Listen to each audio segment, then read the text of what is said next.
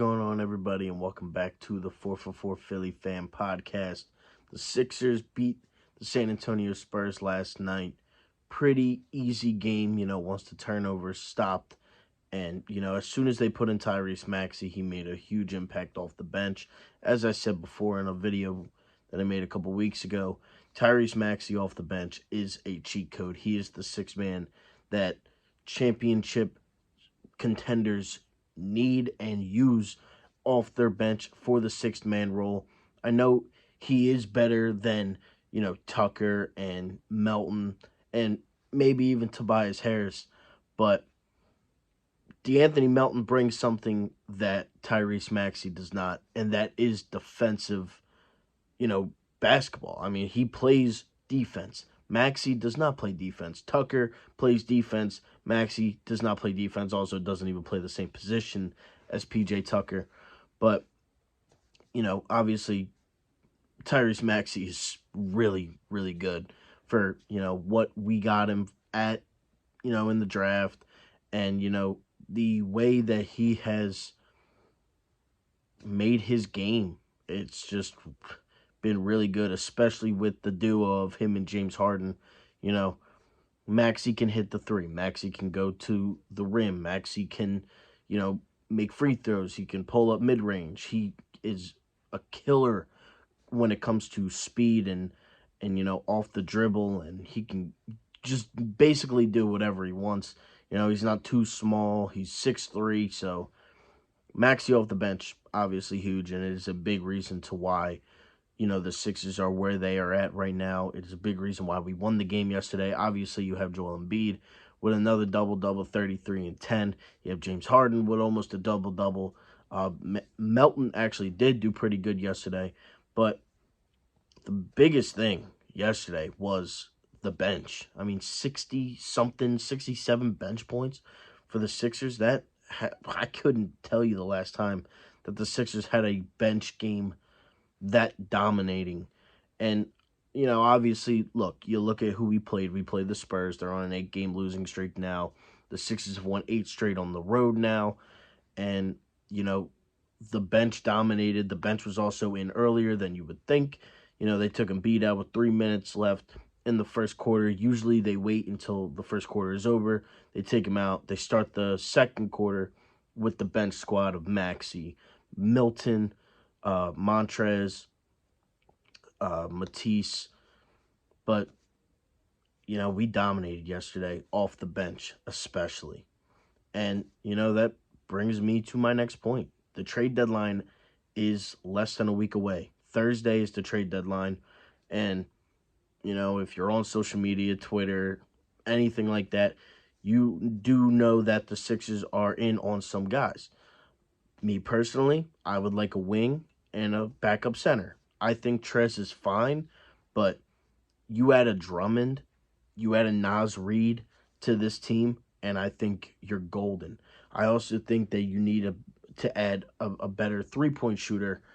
Not that Niang isn't a bad one, but you add a veteran three-point shooter / defender, a veteran 3-and-D guy like Robert Covington, like Jay Crowder.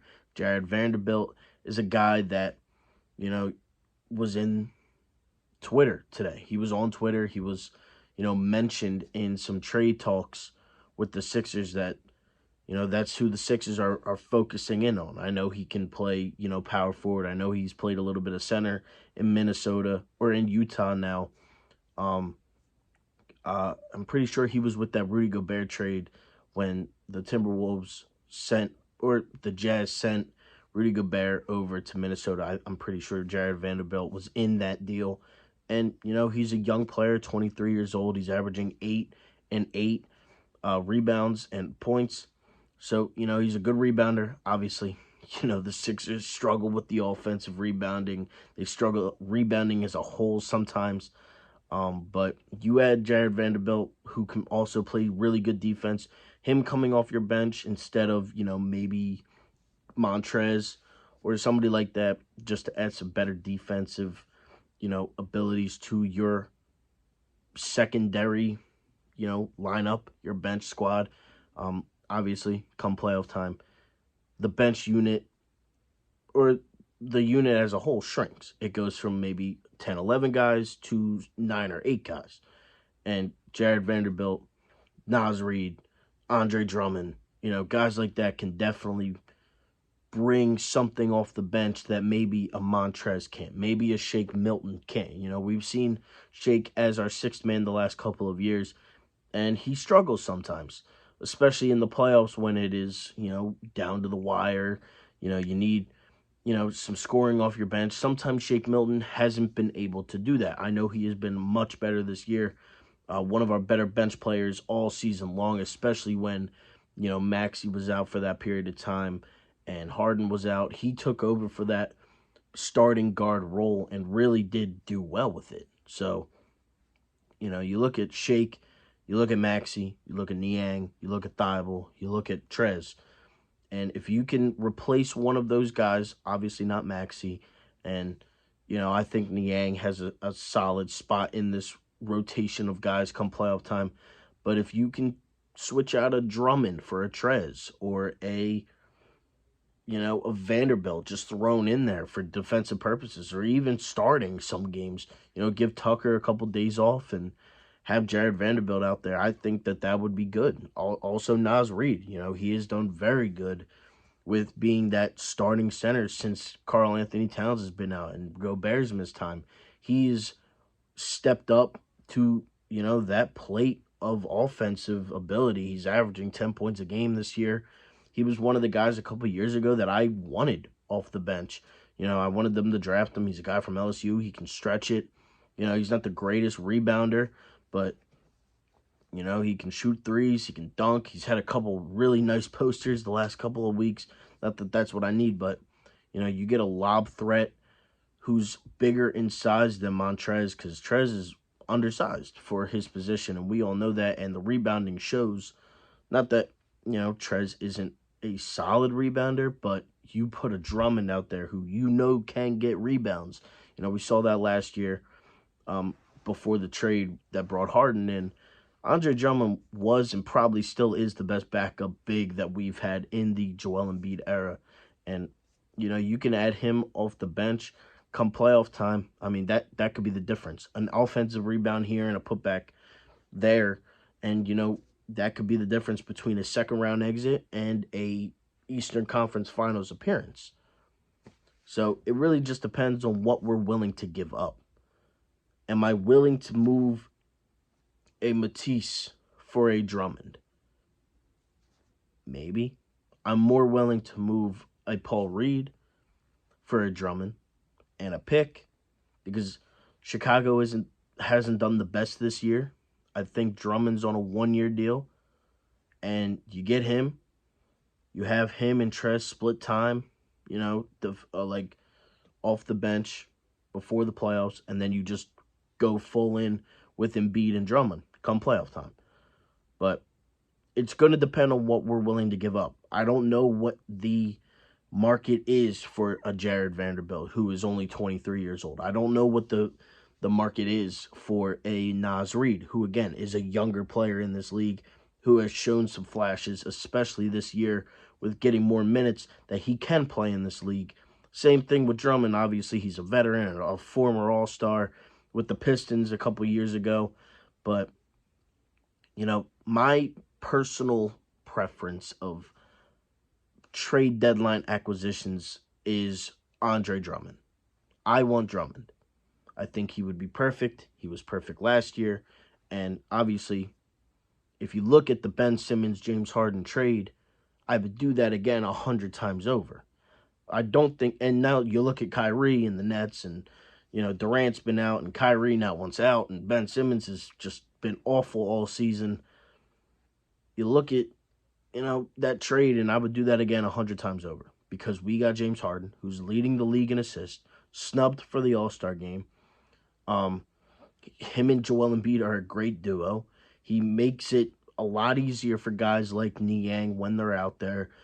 Maxey especially. Him and Maxey really work together well whenever they're out on the floor. And it is for a few minutes, them together without Joel Embiid, usually, in the beginning of the second quarter, in the beginning of the fourth quarter, when Joel's sitting, because he plays the entire first and third. Then you have Maxey and Harden run that, you know, that offense in the beginning of the second, beginning of the fourth. So, you get the win yesterday. You have less than a week until the trade deadline.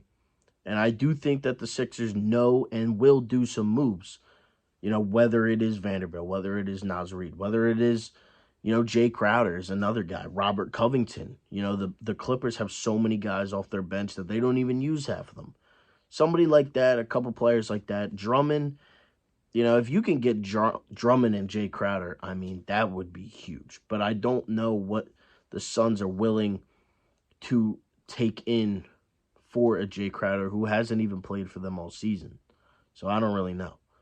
But I do know that you add a Drummond instead of a Montrez. You add a Vanderbilt for, stretch 4-ish defensive purposes off your bench instead of like a Tucker or instead of like a Niang, because he's not very good defensively. You put in Vanderbilt instead of Niang defensively in that beginning of the third quarter. Say if you're down or something, you put in Vanderbilt, he gets a couple stops. You have Harden, you have Maxey out there, Embiid, who knows? But, the Sixers are a lot better than where they were last year to this year. I think this team is so much better. And, you have Embiid playing at an MVP level. You have James Harden, should be at an all-star level, but, he got snubbed, even though he's 7th in the MVP rankings and Joel is in 2nd. But it's going to come down to what Daryl Morey believes will help this team in a week. We are a good team.